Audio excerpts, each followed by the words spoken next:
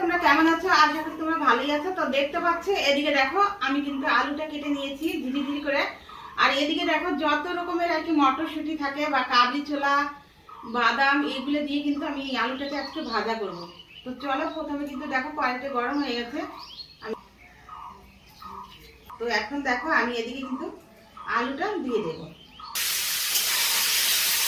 আমি কিন্তু আগে নুন দিইনি, এখন নুন দিয়ে দিচ্ছি। ওদের গুঁড়োও কিন্তু আমি আগে দিইনি, এখন দিয়ে দিচ্ছি। আলুটা একটু মজেছে, তারপরে কিন্তু আমি দিলাম।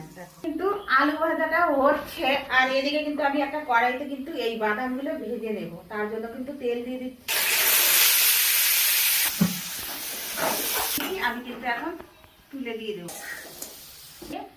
লাল লাল কাঁচা লঙ্কা দিয়ে দেবো।